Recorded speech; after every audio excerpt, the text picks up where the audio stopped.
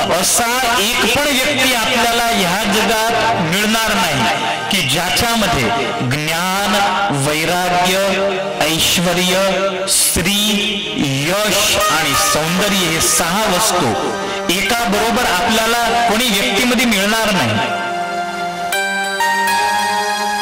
या 6 वस्तू ज्याच्यामध्ये आहे त्याला षडैश्वर्य संपन्न म्हटलं आहे. कोणाजवळ धन संपत्ती आहे पण रूपाचं ठिकाणं नाही, रूप आहे तर पैसे नाही, सुंदर बॉडी आहे पण रूप नाही, पैसा नाही. पण भगवान तत्व एक असं आहे, त्याच्यामध्ये रूप आहे, त्याच्याजवळ संपत्ती आहे, ज्ञान आहे, वैराग्य आहे, ऐश्वर्य आहे, श्री म्हणजे संपत्ती आहे, यश कीर्ती आहे, सौंदर्य सुंदरता आहे, मधुरता आहे. षडैश्वर्य संपन्न जो आहे त्याला आपण भगवान म्हणतो. मनुष्य कधी भगवान होऊ शकत नाही कारण मनुष्य हा षडैश्वर्य संपन्न नाही. बस या 6 दिवस पर्यंत आपल्याला षडैश्वर्य संपन्न परमेश्वराचे गुणानुवाद करायचे आहे, श्रवण करायचे आहे, कथा करायची आहे. कथा अशी आहे, ज्याला कथामध्ये प्रीती असली त्याला कधी असा विचार नाही येत की या कथेचं पूर्वी मी श्रवण केला आहे. त्याला प्रतिवेळा अशीच भ्रांती होते, ये कथा तो नहीं है, ये कथा तो नहीं है. त्याला कधी कथामध्ये कंटाळा येत नाही. विशेष विशेष भगवंताच्या चरित्रामध्ये त्याला रुची उत्पन्न होते. रामचरिते जे सुनहि अघाहि,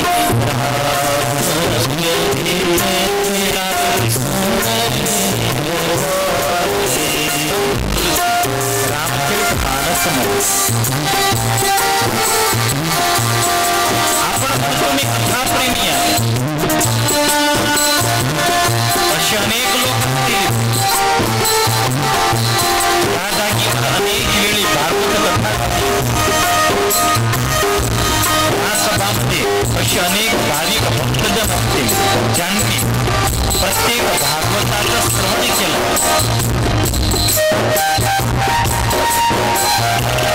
नोकरीमध्ये रजा ठेवून 7 दिवस इथे आपण हजर राहिले म्हणून आपल्याला कथाप्रेम आहे असं नाही.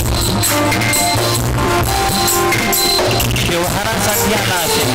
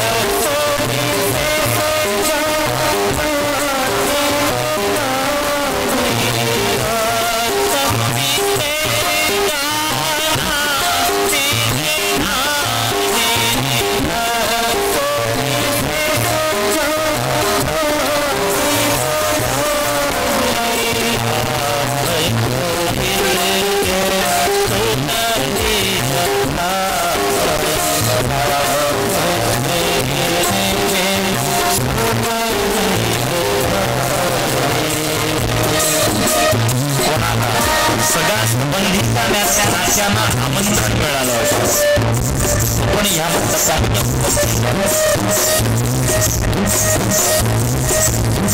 माझ्या व्याहीच्या घरी प्रसंग, माझी व्याही यजमान आहे म्हणून इथे जावंच लागेल असं म्हणून जो ह्या मंडपात आला आहे त्याला कथामध्ये सुद्धी नक्की सजन कुठे घडियाळ असेल, 2:30 वाजले रिसेस पडेल, 7 वाजते कथा पूर्ण होईल आणि कथा पूर्ण झाली की मी असा मनात विचार करतो की हे सर्व बोलणं हा कथाकारांचा व्यवसाय आहे. ये व्यवसाय नहीं है, किसी के पास हाजल वक्त कथामध्ये कशी प्रीती पाहिजे, क्रिया विचारा दिवसा जो कामी पुरुष आहे, कामी पुरुषला स्त्रीची गोष्ट आवडते. एक वेळा नाही, 10 वेळा त्याच्या समोर तुम्ही स्त्रीची गोष्ट करा तर तो अगदी ध्यानानं ऐकतो, अगदी ध्यानानं श्रवण करतो, त्याला रस पडतो त्या गोष्ट. असाच भगवंताचा भक्त त्याला एक वार नाही, तुम्ही 25 वेळा भागवत श्रवण करवा तरी सुद्धा त्याला भागवत कथेत रुची राहते, त्याला भागवत कथा प्रति वेळा नवीन लागते. हृदयाला शुद्ध करण्यासाठी कथेची आवश्यकता आहे. हृदय सात्विकपणा देते. भगवत कथा हे हृदयाला शुद्ध करते आणि भगवत चरणी प्रेम जागर करते. बड़ी अद्भुत बात उदास ने काळ्या रंगाचा तुम्ही स्पर्श करा हातात तर आपले हात काळे होतात, हात गंदे होतात. पण ह्या जगामध्ये एकच काळा रंग असा आहे, त्या काळ्या रंगाच्या स्पर्शानं आपलं हृदय उज्ज्वल होतं. काला रंग कोणता आहे?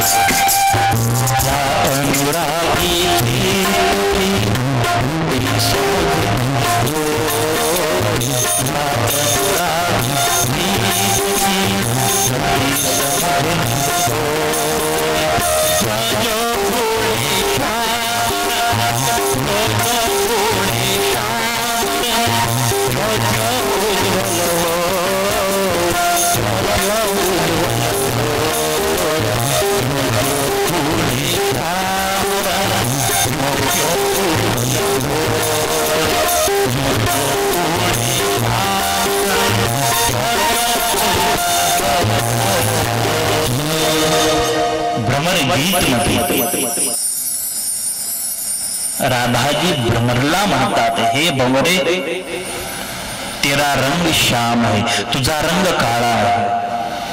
आणि आमचा प्रियतम कृष्ण त्याच्या शरीराचा रंग पण काळा आहे. आम्हाला आता काळा रंग पाहून नफरत होत आहे, नफरत झाली आम्हाला या काळ्या रंगापासून. पण काय करू, आम्ही पराधीन आहे. जर काळा रंग आम्ही सोडतो तर आमचं हृदय मलिन होतं. हे भंवरे, या जगामध्ये हा एकच श्याम रंग असा आहे, ज्या श्याम रंगाच्या चिंतनामुळे आमचं मलिन हृदय स्वच्छ होत आहे. आमचं मलिन हृदय, आमचं पापी हृदय हे उज्ज्वल होत आहे. अगर अपने हृदय को उज्ज्वल करना, जर पुण्यशाली व्हायचा आहे तर श्याम रंग में डूब जाओ, कृष्ण रंग में डूब जाओ. उज्ज्वल होण्याचा, पुण्यशाली होण्याचा हा उत्तम मार्ग आहे. पण ह्या जगात ही गोष्ट आपल्या डोक्यात फिट बसत नाही.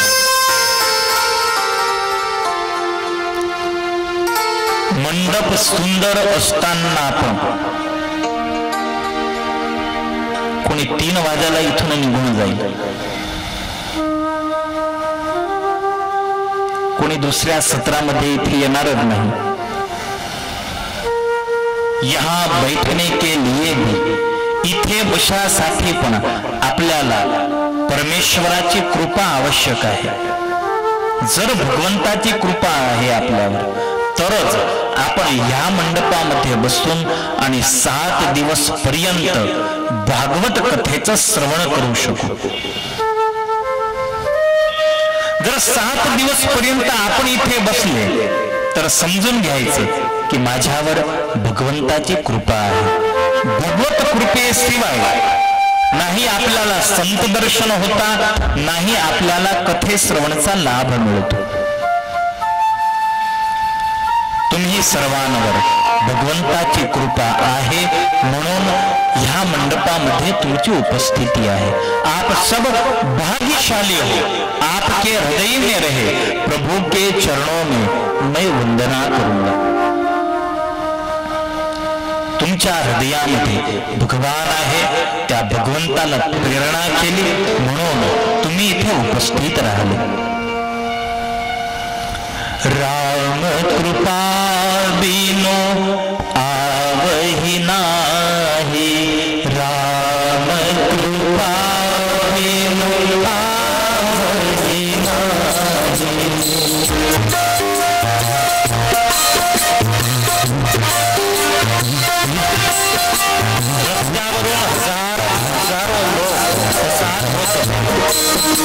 मंडपामध्ये येण्याची इच्छा कोणाची होईल त्याच्यावर भगवंताची कृपा,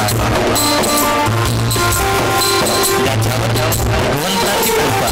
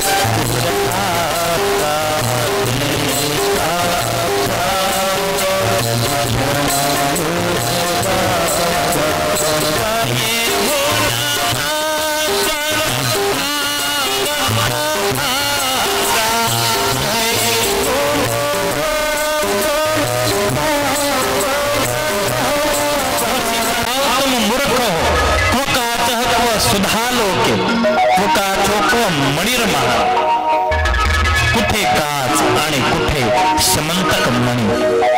तुमच्या दृष्टीमध्ये, तुमच्या डोळ्यामध्ये काच आणि रत्न ह्या दोघीमध्ये तफावत नाही दिसत. कुठे तुमचं तुच्छ स्वर्गाचं अमृत आणि कुठे समंतक मणी सारखा आमचं हे कथामृत. हे भागवत कथामृत देवांना पण अति दुर्लभ आहे. श्रीमद भागवती वार्ता देवानामपि दुर्लभा. स्वयं ब्रह्माजी यांनी भागवत कथाला श्रेष्ठता दिली आहे. जिथे भागवत कथा सुरू होते तिथे भगवंताचा निवास होतो. 7 दिवस पर्यंत हे सागर तारक नाही राहणार. 7 दिवस पर्यंत हे स्थान हे नैमिषारण्य क्षेत्र होईल. इस मंडप में आने से, इस मंडप में बैठने से भी आप पुण्य के अधिकारी हो जाओ. कोणी असा विचार करेल की माझ्या घरात आवाज येतो आहे, मी घरी बसूनच कथेचं श्रवण करेल, फल नाही मिळेल, फळप्राप्ती नाही होणार. या मंडपामध्ये या मंडपामध्ये अनेक भक्तांचं आपल्याला दर्शन होईल, साधू पुरुषांचं दर्शन होईल, प्रत्यक्ष कथा श्रवण होईल. त्याचं जे फळ आहे ते घरी बसून आपल्याला नाही मिळत. मंडप में आ जाओ, मंडप में आके कथा में डूब जाओ. भागवत कथेचा फायदा काय? नंबर 1, भागवत कथामुळे जीवात्माला परमपदाची प्राप्ती होते, भगवत धामची प्राप्ती होते. भगवंताचा आपल्याला साहचर्य मिळतं. आणि दुसरं, भागवत कथामुळे वृद्धावस्था नाबूद होते आणि युवानी प्राप्त होते. ह्या जगामध्ये सर्वांना युवान होण्याचा शौक आहे. आपले केश सफेद होतात तरी आपण डाय मारतो, त्याला काळा रंग मारतो. 62 वर्ष झाल्यानंतर पण आपण काळ्या रंगानं आपल्या केशाला रंग देतो, कारण आपल्याला युवान व्हायचं आहे. भगवान दात घेऊन घेतो, आपण डुप्लिकेट बसवतो. भगवान डोळे घेऊन घेतो, आपण चष्मा लावतो. तेरे से तो लड़ लेंगे प्रभु लड़ लेंगे, तू क्या छीनेगा. उसने आंख की रोशनी छीन ली, हमने चश्मे लगा दिए.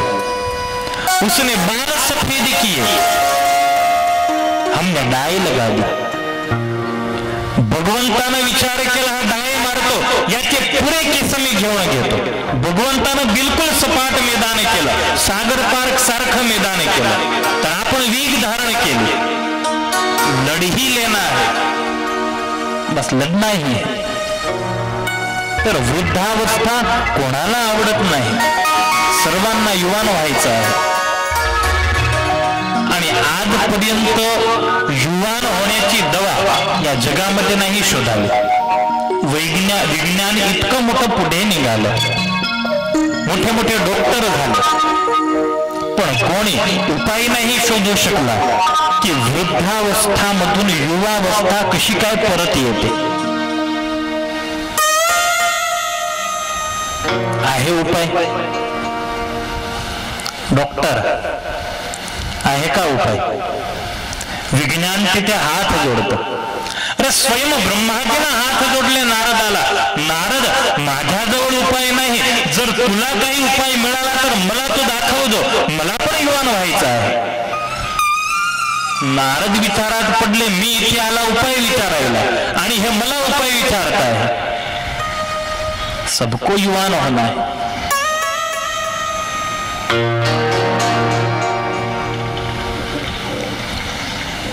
दोन म्हातारे मुंबईला गेले, फिरायला गेले. खेड्याचे होते, मोठी हॉस्पिटल पाहिली आणि हॉस्पिटल मध्ये दाखल झाले. आता तिचे लिफ्टची व्यवस्था होती. दोघी आजोबा तिथे उभे होते. लिफ्टचं द्वार उघडलं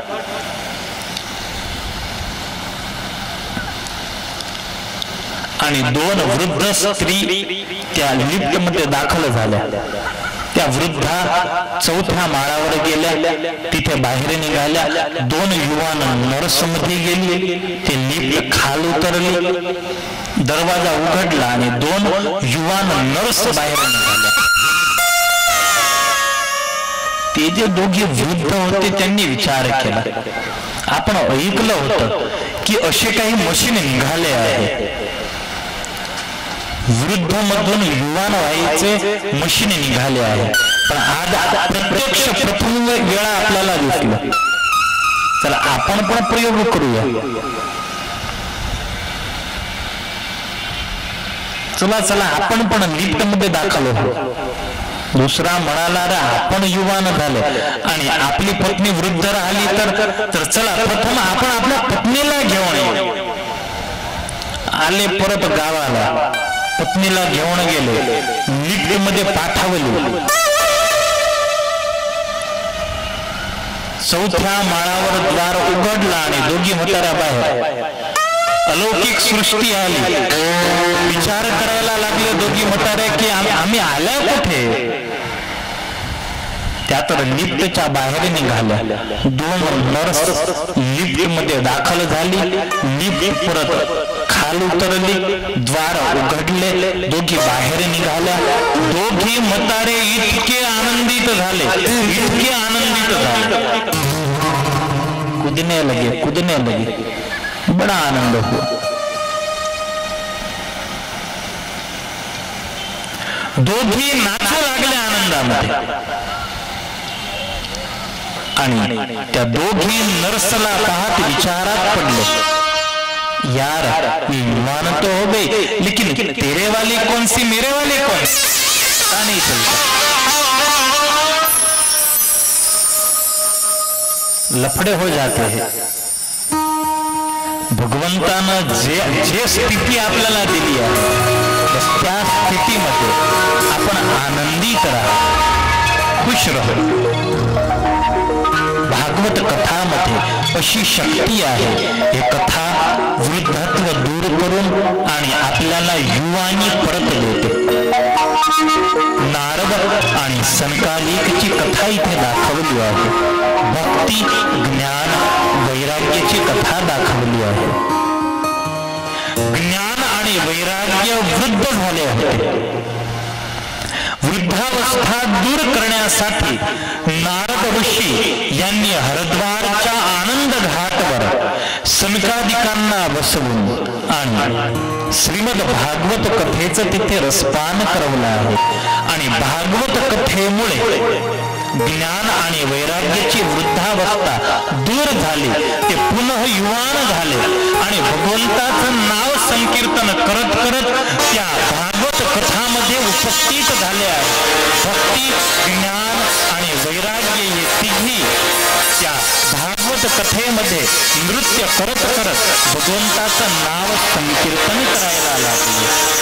कृष्ण कृष्ण कृष्ण कृष्ण कृष्ण कृष्ण हरे कृष्ण कृष्ण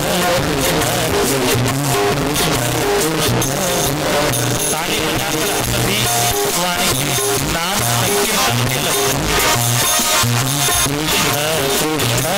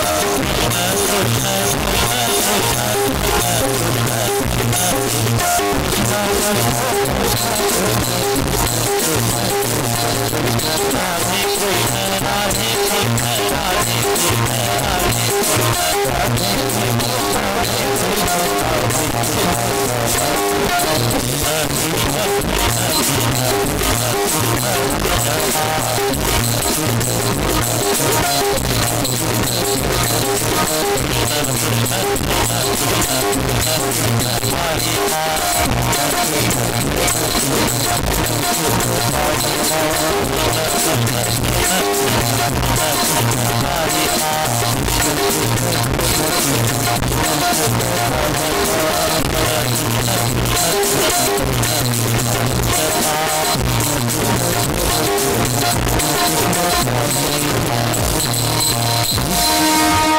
भक्ती ज्ञान वैराग्य भगवान नाम संकीर्तन करत ज्या जागेवर नारद आणि सनकादिकांनी श्रीमद भागवत कथाचं आयोजन केलं आहे त्या कथेत आलो आहे.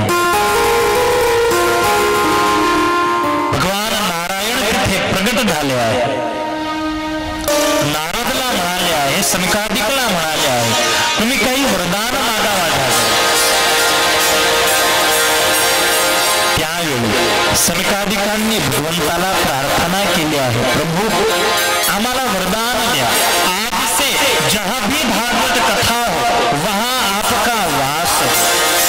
जिथे पण भागवत होईल तिथे तुमचा निवास होईल असं आम्हाला वरदान द्या. भगवान तथास्तु म्हणाले. त्या दिवसापासून जिथे भागवत कथा बसते तिथे भगवंताचा वास होतो. 7 दिवस पर्यंत या सभामध्ये या मंडपामध्ये भगवान राधाकृष्ण अखंड निवास करतील. भगवान सभामध्ये जो येईल त्याच्यावर भगवंताची अमित दृष्टीची वर्षा होईल.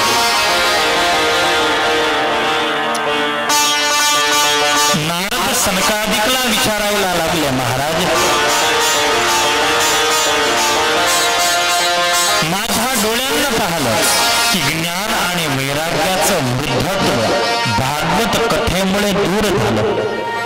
पण ह्या कथामध्ये असा पावर आहे का ज्यानं ह्या जगामध्ये एक पण पुण्याचं काम नाही केलं, 24 तास मात्र पापच केले आहे, अशा पापीचा उद्धार या भागवत कथेमुळे होतो का? हा नारद, पापी जीवांचा उद्धार पण या भागवत कथेद्वारा होतो. असं काही आख्यान दृष्टांत आहे का? असा काही दाखला आम्हाला सांगा की पापीचा उद्धार या भागवत कथेद्वारा झाला. सनकादिक यांनी दुंदुकारी आख्यान सांगितलं आहे.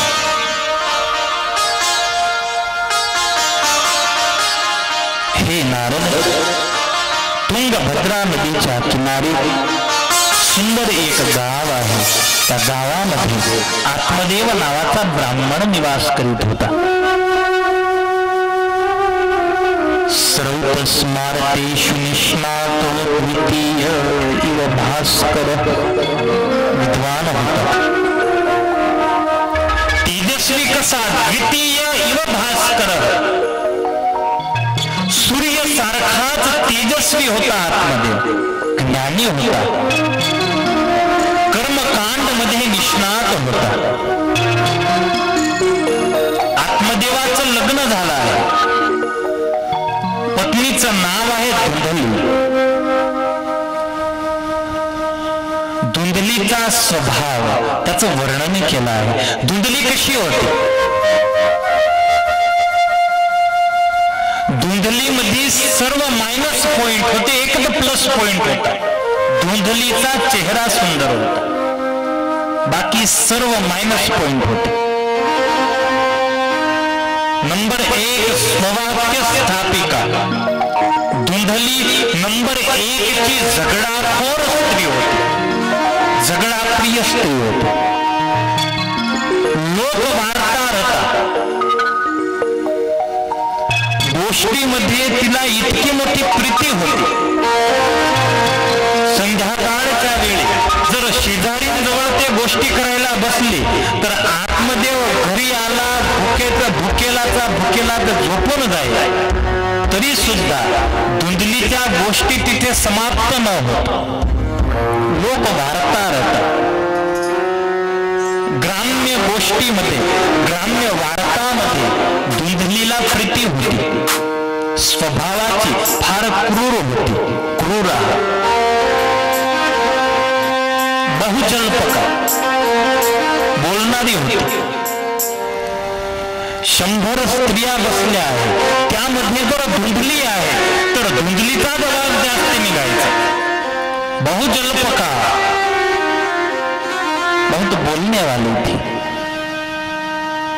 आपल्याला प्रश्न होतो की इतका मोठा विद्वान आत्मदेव, सूर्यासारखा तेजस्वी, कर्मकांड विशारद,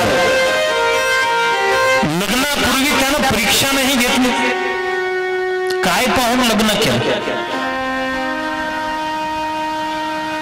अरे आपण बाजारामध्ये भाजी घ्यायला जातो तर 1000 वेळे ते भाजी हातामध्ये घेऊन ती परीक्षा करतो, चांगली आहे का? तर महत्वाचा प्रश्न आहे जीवनाचा. आत्मदेव त्यानं परीक्षा नाही घेतली. आत्मदेवानं मात्र चेहरा पाहला, संस्कार नाही पाहले. अरे चेहरा कुठपर्यंत चांगला दिसतो? 40 वर्ष, 45, 50 वर्ष वृद्धावस्थाचा प्रारंभ होतो आणि आपली सुंदरता पण धीरे धीरे नष्ट होऊ लागते. काही लोक म्हणतात की लग्न होतात त्यावेळी चंद्रमुखी, 2 वर्षानं सूर्यमुखी आणि 5 वर्षानं ज्वाळामुखी नावने घ्यावा.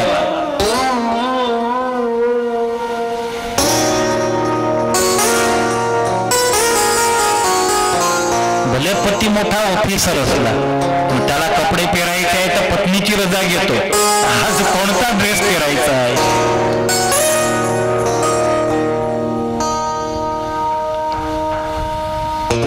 ज्वाळामुखी म्हटलं आहे. आत्मदेवची मोठी भूल झाली, त्यानं मात्र चेहरा पाहला. दिल को देखो चेहरा न देखो, चेहरे ने लाखों को लूटा, दिल सच्चा चेहरा झूठा. आत्माची सुंदरता, आत्माची सुंदरता रंग तर चेहऱ्याचा असतो, गोरा काला हा तर चेहऱ्याचा रंग असतो. अनेक साबण काढले आहे, अनेक क्रीम काढले आहे, फेअर अँड लवली लावून द्या, रंग ढाकावून जाईल. लग्नावेळी लग्नाच्या रोजी इतकी मोठी लायल असते फेअर अँड लवली. लग्न झाल्यानंतर दुसऱ्या दिवशी चेहरा धुता, त्यावेळी माहित पडतं की ओरिजिनल कलर कोणता आहे. कारण मुलगी पाहायला जातो त्यावेळी पण मेकअप राहतो, लग्न मंडपामध्ये येतो त्यावेळी पण मेकअप राहतो. ओरिजिनल कलरचे दर्शन लग्नानंतर, आंघोळ झाल्यानंतर माहित पडते की ओरिजिनल कलर कोणता आहे. आत्मदेवची हेच स्थिती होती. धुंदली सुंदर होती म्हणून धुंदलीशी लग्न झालं आहे. आत्मदेवच्या घरी अपार संपत्ती होती, वैभव होता, पण कमतरता होती. निसंतान होता, त्याच्या घरी पुत्र न होता, त्याचं दुःख होतं, वेदना होती. पत्थर इतके देव केले आहे आत्मदेवाने. जो गावामध्ये महाराज आला त्या महाराजाला घरी घेऊन जात, महाराज पुत्र नाही आणि तो महाराज त्याला शालग्रामध्ये, दुसरा महाराजाला त्यानं ठाकोरदी दिली आहे, तिसरा महाराजाला त्यानं काही तिसरी वस्तू दिली आहे. आत्मदेवच्या घरामध्ये एक गाडं भरून भगवान गोळा झाले, तरी सुद्धा त्याला संतती नाही. मैंने पहले ही कहा कि आध्यात्मिक मार्गामध्ये श्रद्धा आणि विश्वास हे दोन्ही आवश्यक आहे. आणि श्रद्धा आणि विश्वास दृढ केव्हा होतो? कथा श्रवणामुळे. ज्याला भगवंतावर श्रद्धा आहे तो असा विचार करतो, मी भगवंताचं स्मरण करू, मी भगवंताची माळा करेन. जर भगवंताची इच्छा असली तर माझ्या घरी पुत्र जन्म हो. लेना देना उसकी मर्जी है, लेना देना उसकी मर्जी है. आणि ज्याला भगवंतामध्ये विश्वास आहे तो कधी दुसरा देव पाहायला निघत नाही.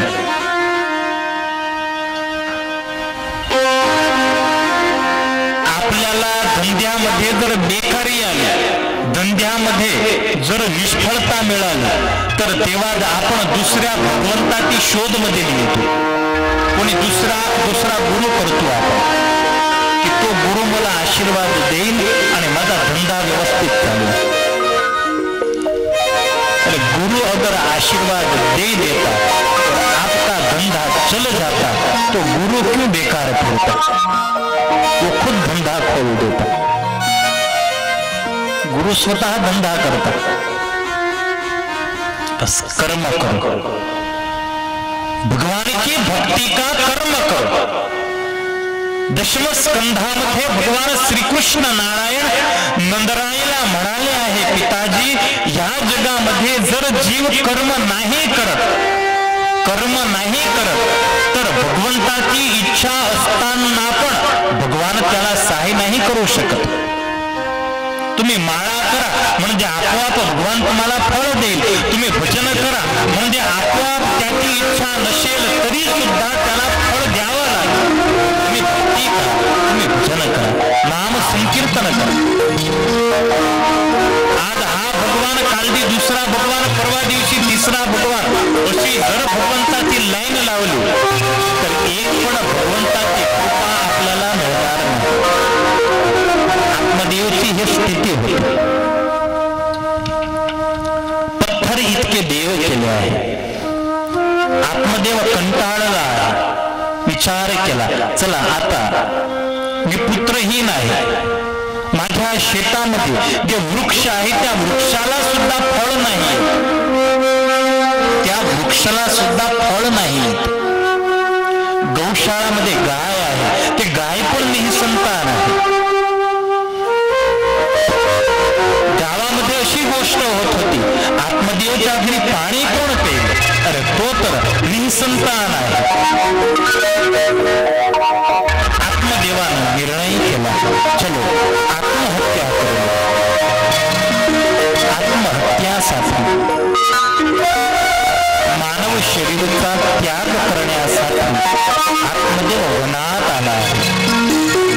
स्वामीनारायण भगवंताचा मत जगामध्ये मोठ्यात मोठं पाप कोणतं तर आत्मघात मोठ्यात मोठं पाप आहे. आत्मघात भगवंताला, भगवंताचा मोठं अपमान आहे. हे भगवान, तूने मुझे मानव जीवन दिया, मुझे कबूल नहीं, मुझे मंजूर नहीं. आत्महत्याचा विचार कोणाला येतो? ज्याच्या जीवनामध्ये भगवत आराधना नाही, ज्याच्या जीवनामध्ये भगवंताची भक्ती नाही, त्याला आत्महत्याचा विचार येतो. शिक्षित मनुष्य असला, ज्याच्या जीवनामध्ये काही भक्ती आहे, तो असा विचार करतो, चला भगवंताची माझ्यावर कृपा आहे, इतकी संपत्ती दिली आहे, माझ्या हातानं मी ह्या संपत्तीचा सदुपयोग करेन. पण आत्मदेवला असा विचार नाही आला. त्याला असा विचार झाला, माझी संपत्तीचा उपयोग कोण करेल. मरने के लिए निकला है. समझ समझ नर मूढ़य ज्ञानी, समझ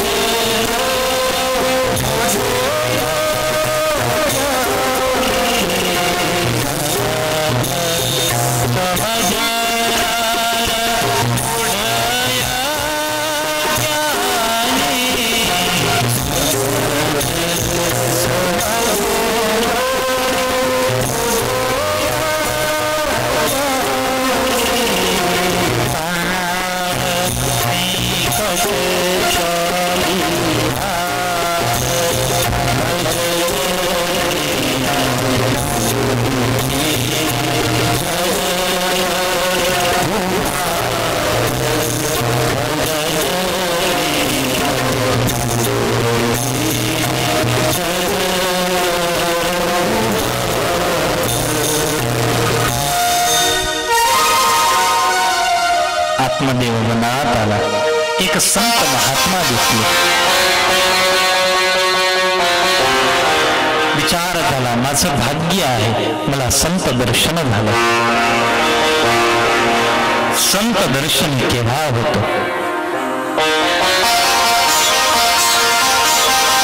भरद्वाज भरतला म्हणतात. भरत ज्यावेळी भरत चित्रकूटला निघाले आहे, भरद्वाजच्या आश्रमामध्ये मुक्कामी राहिले. भरद्वाजनं भरतला वंदना केली. भरत आज धन्य हो गया मैं. सुन हो भरत झूठ न कही, सुन हो भरत झूठ न कही, उदासीन तापस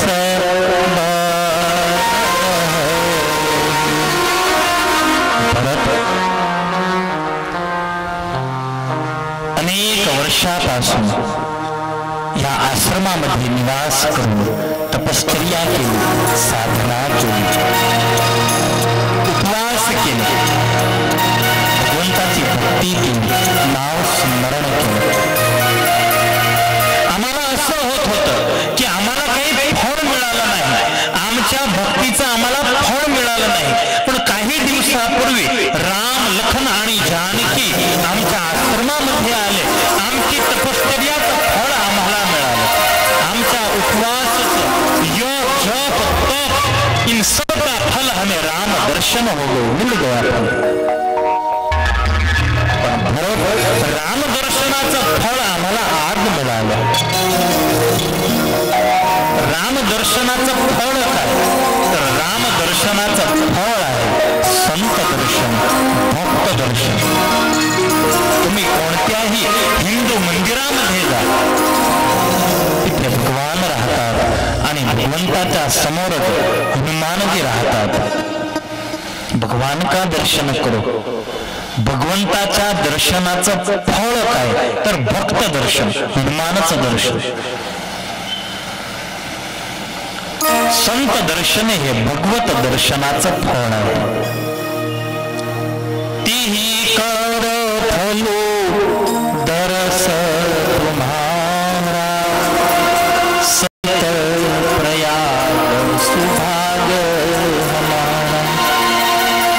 हमारा प्रयाग आज भाग्यशाली हो गया.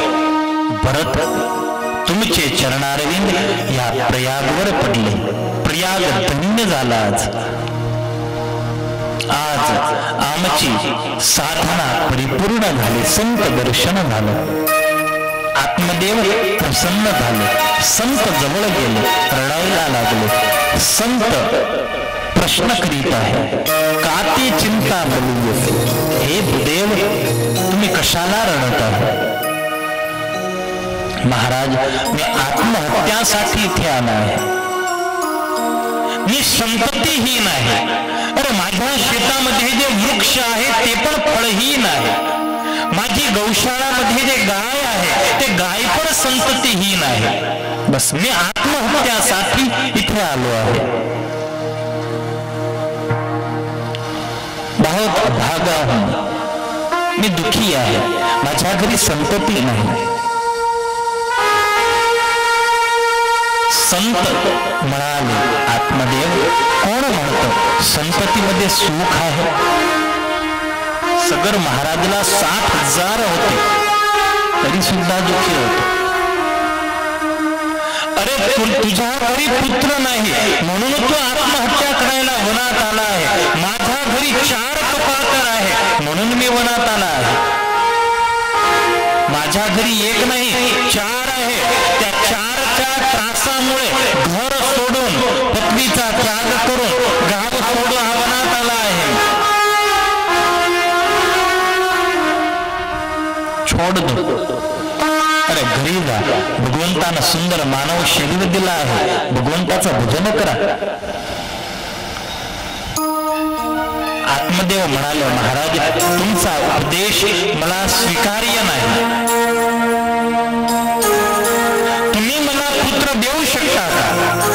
संत म्हणाले, आत्मदेव या जन्मामध्ये नाही, पुढच्या 7 जन्मामध्ये तुझ्या प्रारब्धामध्ये पुत्र सुख नाही. 7 जन्मावधी नैव पुत्र दुःख झाला आहे. माझ्या डोळ्यासमोर एक जीव आत्महत्या करतो आणि मी त्याचं रक्षण नाही करू शकत. संत महाराजनं स्वतःच्या झोळीमधून एक फळ काढला आहे आणि आत्मदेवला दिला आहे. घ्या महाराज, हे फळ तुमच्या पत्नीला तुम्ही देवा. या फळच्या भक्षण केल्यानं तुमच्या घरी संतती होईल. तुमच्या पत्नीला नियम देवा, भगवंताचं भजन करू. सत्यम शौचम दयादानम नेकभूतम तु भोजनम वर्षावधी क्रियाकार्यम सेन पुत्र निर्मल. ऐकून घ्या, तुझ्या प्रारब्धामध्ये नाही, तू बळजबरीनं भगवंताजवळ हे मागणी करीत आहे. भगवान तुला देईल, पण इच्छा नाही भगवंताची पुत्र देण्याची. तू बलात्कारानं पुत्र घ्यायला तयार आहे. तुझ्या घरी पुत्र होईल, पुत्र जन्म होईल, तू पुत्रचा बाप पण होशील. पण याद ठेव, एका दिवशी माझे वचन तुला याद येतील. तूच भगवंता समोर हात जोडून आणि प्रार्थना करशील की हे भगवान, तुनं माझ्यावर कृपा केली होती, मला पुत्र नाही दिला होता. अरे याच्यापेक्षा मी निसंतान असता तर सुखी असता. इतका तुला त्रास होईल. महाराज, जो भी हो आप मुझे पुत्र दीजिए. महाराजांना फळ दिलं. आत्मदेव घरी आला, दुधलीला ते फळ दिलं आहे. परीक्षासाठी दुधलीनं ते फळ एक गायला दिलं आहे आणि गायीनं त्या फळाचं भक्षण केलं. काही समय गेल्यानं दुधलीनं अभिनय केला आहे, मी गर्भवती आहे, जाडे कपडे पेरले आहे, पोट मोठं केलं आहे, एक घरामध्ये राहत होते. जवळ झोपत असताना पण स्त्रीणाम चरित्रम अतिदुष्करम. अरे ब्रह्माजी पण नारी चरित्रला ओळखू शकत नाही, हा तर सामान्य पुरुष होता. कोण म्हणतं स्त्रीमध्ये अक्कल नसते? कोण म्हणतं?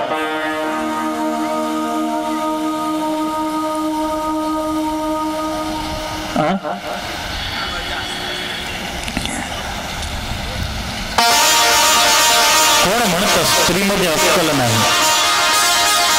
एक स्त्री धुंदली आत्मदेवला मूर्ख बनवून गेली. मी गर्भवती आहे, गर्भवतीचा ढोंग केला. सोबत राहताना पण आत्मदेव तिला ओळखू शकला नाही. धुंदलीच्या बहिणीच्या घरी मुलाचा जन्म झाला. धुंदलीच्या बहिणीला पैशाची आवश्यकता होती. धुंदलीनं तिला पैसे दिले आणि पैशाच्या बदली स्वतःची बहिणीचा पुत्र घेतला आहे, विक्री घेतला. जाहिरात केली धुंदलीनं, माझ्या पोटी मुलाचा जन्म झाला. आत्मदेव प्रसन्न झाला. पुऱ्या गावामध्ये त्यानं पेंढे पतासे दिले आहे. मैं बाप बन गया, मैं बाप बन गया. अरे पागल था, मूर्ख था. किसी दूसरे का पाप अपने घर में लाके नाच रहा है, कूद रहा है. बराबर दुसऱ्या दिवशी ज्या गायला ते फळ दिलं होतं, ज्या गायनं ते फळ खाल्लं होतं, ते गायनं पण एक बाळाला जन्म दिला. धुंदुकारी आत्मदेव आनंदित झाला. माझी गौशाळामध्ये एक गायनं पण बाळाला जन्म दिला. सुंदर बाळक होता, पूर्ण शरीर मानवचं होतं, मात्र त्याचे कान गायीसारखे होते. त्याला नाव दिलं आहे गौकर्ण आणि धुंदलीच्या मुलाला नाव दिलं आहे धुंदुकारी. दोघे मोठे झाले आहे. धुंदुकारी पापाचं फळ आहे. हे विक्री आणला आहे. स्वभावानं तो दुष्ट होता, मोठा झाला, मद्यपान करू लागला, जुगार खेळायला बसायला लागला, जुगारामध्ये संपत्ती खलास होऊ लागली. मद्यपानामध्ये, दारूच्या नशामध्ये इतका तो मस्त होऊन जाय. दारू जो पितो त्याला माहित असतं त्याची मजा काय आहे. जो पीता है उसे पता चलता है कि उसमें कितना पावर है, कितना दम है. एक दारू पिणाराला पोलीस चौकीमध्ये पोलिसनं बंद केला आणि त्याच्या समोर उपदेश सुरू केला. तू गाढव आहे, तू गाढव आहे, तू गाढव आहे, तू दारू पितो. अरे तुझ्यापेक्षा तो गाढव चांगला. एक गाढव पोलीस चौकीमध्ये घेऊन आला. एक बाल्टीमध्ये दारू, एक बाल्टीमध्ये पाणी, या दोघी बाल्ट्या त्या गाढवासमोर ठेवल्या. त्या गाढवानं पाणी पिलं, दारूकडे दृष्टी सुद्धा नाही टाकली. पोलीस कर्मीनं त्या दारू पिणाऱ्याला विचारलं की यामधून तुला काय बोध मिळाला. यामधून तुला काय बोध मिळाला. तर दारू पिणाऱ्यानं स्वतःचा बोध दिला. जो दारू नाही पित तो गाढव आहे.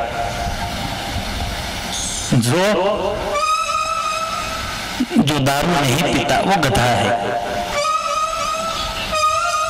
आत्मदेव शराबी झाला आहे, जुगारी झाला आहे, संपत्ती खलास झाली आहे, धुंदुकारीची संपत्ती खलास झाली. आत्मदेवला त्रास देऊ लागला.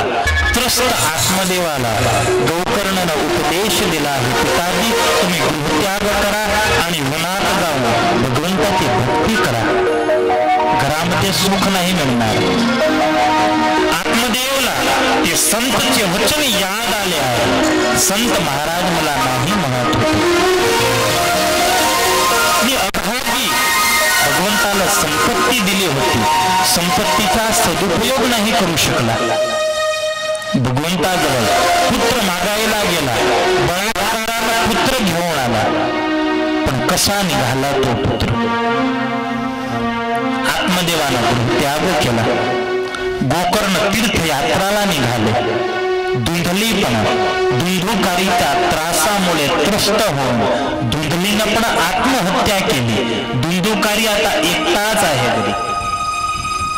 4 वेश्या स्त्रिया त्यांना घरात ठेवल्या आहेत. चोरी करून तो त्यांचं भरण पोषण करायला लागला, विचार करायला लागला. बिलकुल बिनधास्त आहे, त्याला कोणी सांगणार नव्हतं. एका दिवशी राजमहलामध्ये चोरी केली. त्या 4 स्त्रियांनी विचार केला, आज राजाच्या महलामध्ये चोरी केली आहे, राजाचे माणस इथे येतील, याची धरपकड होईल, याला सजा होईल आणि त्याच्या सोबत आपल्याला पण दंड मिळेल. चला याची आपण हत्या करू आणि हे धन, हे संपत्ती घेऊन हे गाव सोडून आपण दुसऱ्या गावाला निघू. झोपलेल्या धुंदुकारीची हत्या केली. त्या 4 स्त्रियांनी त्या गावाचा त्याग केला. धुंदुकारीचा अपमृत्यू झाल्यामुळे धुंदुकारी पिशाच योनीमध्ये गेला आहे. पिशाच होऊन त्या घरामध्ये निवास करू लागला. गोकर्णाला समाचार मिळाले. गयामध्ये त्या गोकर्णानं श्राद्ध केला आहे, तरी सुद्धा धुंदुकारीची मुक्ती नाही झाली. गोकर्ण तीर्थयात्रा करून परत घरी आले. त्यावेळी ते प्रेत तिथे येऊन रडायला लागला.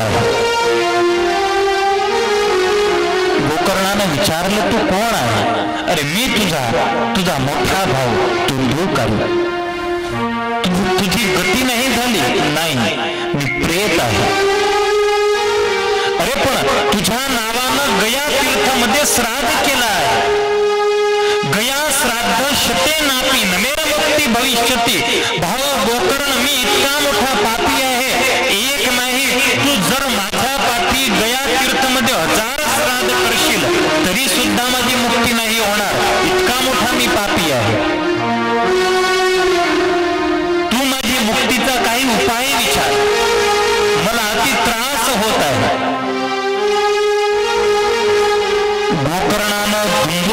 विदाई केला. दुसऱ्या दिवशी ब्राह्मणांना बोलवलं, उपाय विचारला. ब्राह्मणाजवळ उपाय न होता भगवान सूर्याचा रथ रोखून आणि गोकर्णानं सूर्याला विचारला की धुंधुकारीची मुक्तीचा उपाय काय. आकाशवाणीद्वारा भगवान सूर्यानं उपाय दाखवला आहे. श्रीमद भागवतानुमुक्ती सप्ताहवाचनं कुरु इति सूर्यवचः सर्वै धर्मरूपमतु विश्रुतम्. श्रीमद भागवतची सप्ताह श्रवणाद्वारा धुंधुकारीची मुक्ती होईल. गोकर्णानं स्वतःच्या घरासमोर सुंदर मंडपाचं निर्माण केलं आहे. एक विद्वान ब्राह्मणाला बोलवला आहे. श्रीमद भागवतची कथा तिथे बसवली आहे. धुंधुकारी त्या सभामध्ये येऊन आणि श्रीमद भागवतची कथा ऐकायची. दिवसभर तो कथा श्रवण करे आणि रात्रीच्या वेळी दिवसपर्यंत जे कथा ऐकली आहे त्या कथेचं तो मनन करे. दुसऱ्या दिवशी पुन्हा श्रवण करायचं आणि रात्री मनन करायचं. 7व्या दिवशी धुंधुकारीला दिव्य गती मिळाली आहे. त्याचा पिशाचाचा जो देह होता तो देह सुटून गेला. चतुर्भुज स्वरूप त्याला मिळालं. आकाशामधून विमान आला आहे. धुंधुकारीला घेण्यासाठी दिव्य रूप मिळालं आहे. गोकर्णाला वंदना करून आणि धुंधुकारी विमानामध्ये बसला आहे. कितनी ताकद है इस ग्रंथ में.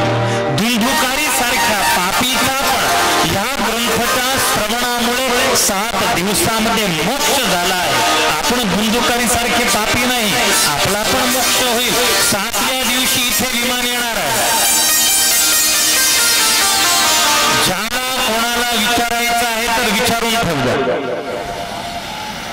7व्या दिवशी विमान येईल. आपण सर्व विमानामध्ये बसू आणि भगवंताच्या धामामध्ये जाऊ. बड़ी अद्भुत धुंधुकारी की कथा सनकादिक नारद को सुना रहे हैं. पुरं गाव तिथे गेला आहे विमानामध्ये बसायला. विष्णुदूतांना कोणाला बसू दिलं नाही. गोकर्णाला फरियाद केली. गोकर्णानं देवदूतांना प्रश्न केला की असा फळभेद कशाला. जे कथा धुंधुकारीनं ऐकली आहे तेच कथा या गाव लोकांना पण ऐकली आहे. तर एकट्या धुंधुकारीला दिव्य गती का. श्रवणस्य विभेदेन फलभेदोऽत्र संस्थितः श्रवणं तु कृतं सर्वैः न तथा मननं कृतं. सुनी है सबने लेकिन सुनने में तफावत था. अलग अलग पद्धतीनं सर्वांना ऐकली आहे म्हणून एकट्या धुंधुकारीला मुक्ती मिळाली आहे. गाव लोकांना ऐकली पण ऐकून काढून टाकली आहे. लोक म्हणतात आम्हाला ऐकून टाकली भागवत. सुनो और अंदर उसको धारण करो. सुनो, मनन करो, निधिध्यास करो, तभी ये कथा फल देने वाली है. सनकादिक आणि नारद यांचा संवाद इथे समाप्त झाला आहे. नारद आणि सनकादिकच्या सभेत प्रल्हाद, अर्जुन, उद्धव, बली, इंद्र या भक्त मंडळीला घेऊन भगवान प्रगट झाले आहे. हरिद्वारच्या आनंद घाटवर दिव्य आनंद झाला आहे. सुत शौनक आदी ऋषीला हे नारद सनकादिकची कथा सांगून भागवताची महिमा, भागवताचं महात्म्य सांगितलं आहे.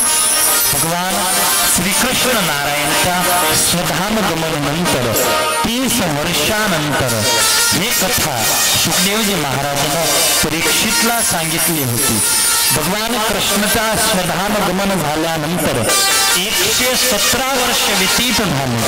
गोकर्णानं धुंधुकारीला हे कथा ऐकवली आणि कृष्ण स्वधाम गेल्याच्या 200 वर्षानंतर सनकादिकांना नारदला हे दिव्य कथा ऐकवली. सूत पुराणे यांनी महात्म्याची इथे समाप्ति केली आहे।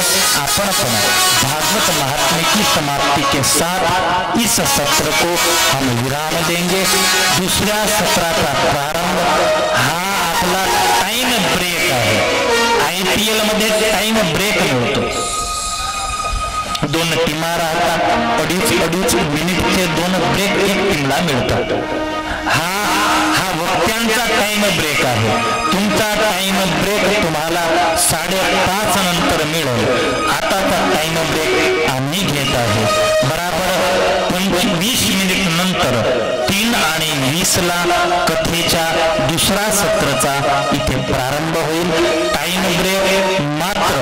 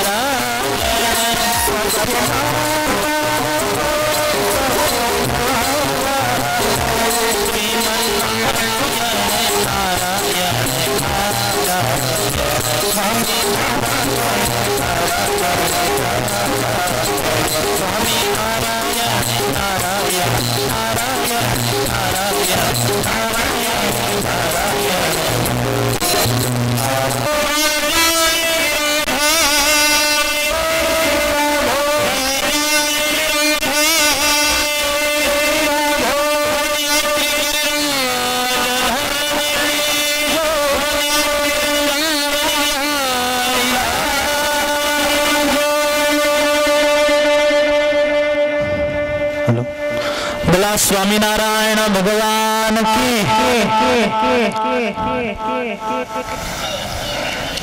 खूप सुंदर मुक्तासंनी आपल्याला भगवंताचे शेष चरित्र ऐकवले, महात्म्याची कथा खूप सुंदर